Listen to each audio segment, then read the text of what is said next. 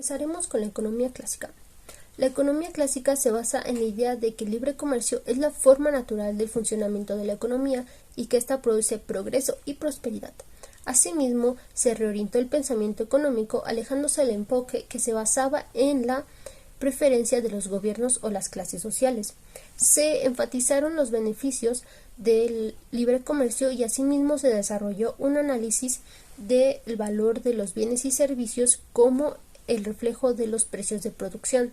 El inicio de este pensamiento económico suele fijarse en el año 1776 con Adam Smith, quien es considerado por muchos académicos como el fundador de la economía. Publicó su libro La riqueza de las naciones. Smith afirma que la división de tareas complejas en tareas simples es la forma para lograr un funcionamiento eficaz en el trabajo. En este mismo pensamiento se encuentra David Ricardo, quien realizó importantes aportaciones en la teoría de la economía, especialmente en la macroeconomía. Realizó un análisis de beneficios y salarios que significó una de las bases importantes para la ley de rendimientos decrecientes. También se le atribuye la teoría cuantitativa del dinero. Fisiócratas es un pensamiento económico que surgió en el siglo XVIII en Francia.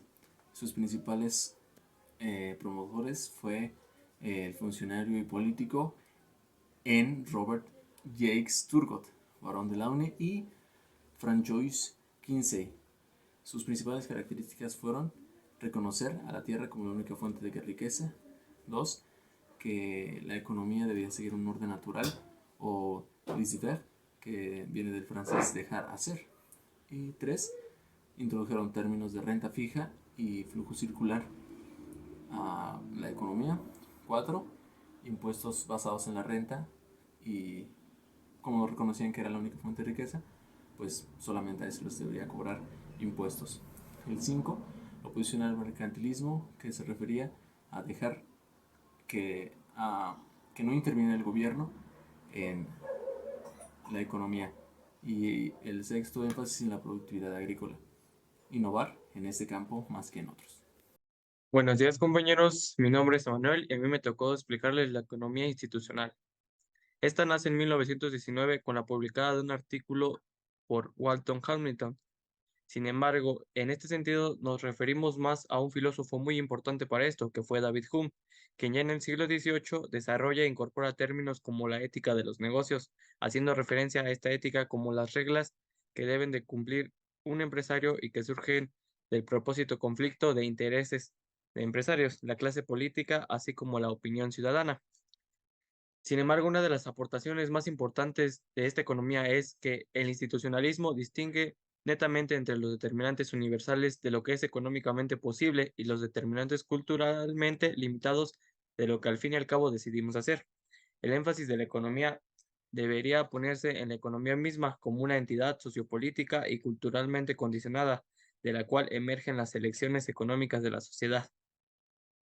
Buenas tardes compañeros, hoy les voy a hablar sobre el keynesianismo.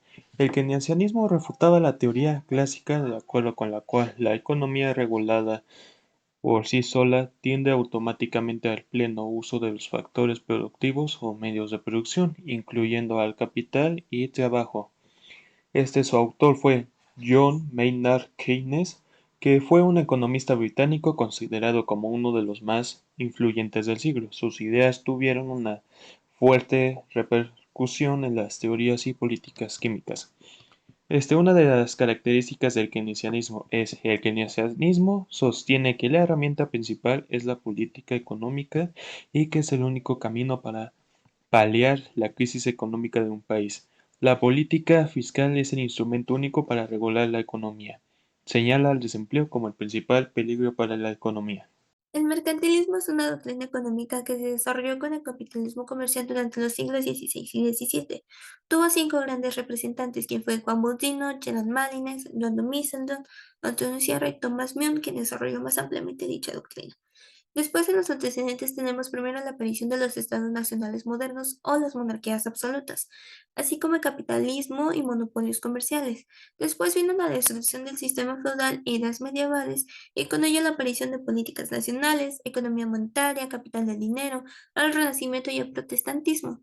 Según Pedro Astudillo Orsó en su libro Historia del Pensamiento Económico, el mercantilismo tenía 7 ideas principales, que todos los mercantilistas aceptaron como ideas comunes a ellos: la actitud favorable a vender, el horror a los bienes, el deseo de acumular el dinero y la oposición a la usura, que la usura era un cobro excesivo de intereses por parte de un prestamista a un deudor acerca del dinero prestado.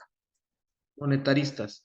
El monetarismo es una teoría económica que estudia la oferta monetaria producida por los efectos de las variables económicas relevantes, las cuales son los precios, la producción y el empleo.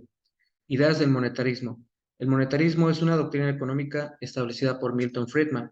La cantidad de dinero que circula en una economía es el contralor principal del nivel de actividad económica. Los principales autores de esta doctrina económica: Milton Friedman, Irving Fisher y Knut Wicksell. El neoclásico, o también conocido como escuela neoclásica, fue originado en 1870. Tuvo 3 principales escuelas: la inglesa por Alfred Marshall, la austriaca por Karl Mayer y la francesa por Léon Warlas. Tuvo principios básicos como modelos matemáticos objetivos, alejado de antecedentes históricos, que el producto y el consumidor son racionales, además que las personas y las empresas actúan de manera independiente. También obtener mayor riqueza con un mínimo de trabajo. El neoclásico es lo que ahora conocemos como microeconomía, además que sus ideas fueron mejoradas por los neoliberales tiempo después para ahora conocerlo como optimización. Neoinstitucionalistas. Este enfoque se centra en las instituciones y en entender cómo su influencia y sus resultados económicos afectan a la sociedad.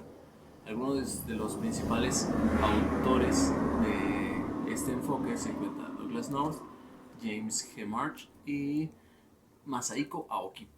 Algunas de sus características son que se enfocan principalmente en las instituciones, que se enfocan en sus reglas y normas y su impacto en las demás cosas, el costo de transacción, de intercambio de productos y servicios, el cumplimiento y aplicación de las normas que se han establecido, qué tan rígidas son, cambios institucionalistas, efectos del desarrollo económico, contexto histórico y cultural de las instituciones, y por último, su enfoque interdisciplinario, que incluye conocer por qué actúan de esta manera las instituciones.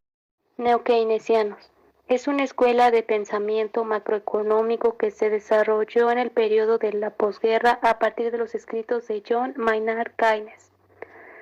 La escuela neokeynesiana o neokeynesismo fue un término establecido por Paul Samuelson, que combinaba el pensamiento neoclásico a la microeconomía con el enfoque macroeconómico keynesiano. Fue uno de los paradigmas más visibles de la economía en la segunda mitad del siglo XX. Pretende trascender las regulaciones al capitalismo en el marco del Estado-Nación para plantearlas a escala global. Y el mercado tiene fallas que deben corregirse. El neoliberalismo es una corriente económica y política asociada al capitalismo. Sostiene que la economía debe ser regida por el libre mercado y debe tener la menor intervención del Estado en este, ya que considera que al tener la intervención del Estado en el mercado, surgen las irregularidades en las industrias, en los altos impuestos y en los servicios públicos que están no sujetos al mercado. Los neoliberalistas pretenden el accionar del Estado y producir más con menor intervención social. Los post-keynesianos. Estos surgen en 1970 como un nuevo paradigma económico y sus creadores son Keynes, Kalechi y también Straff. Este término se refiere al conjunto de enfoques macroeconómicos que utilizan para el corto y largo plazo a la teoría de Keynes sobre la determinación de producto en la economía a partir de la demanda efectiva. Como ya mencioné, surgen en 1970 durante el siglo XX cuando las políticas keynesianas comenzaron a verse desacreditadas por la estanflación. Y ya en segunda década del siglo XXI, el neoliberalismo comenzó a ser criticado y se acusó como causante de la crisis. Aquí es cuando surge aquí es cuando surgen los post-keynesianos. Esto se basa en implementar en la economía mínimo un sistema fiscal y uno tributario de carácter progresivo y así prevenir la privatización de determinados sectores económicos y sociales.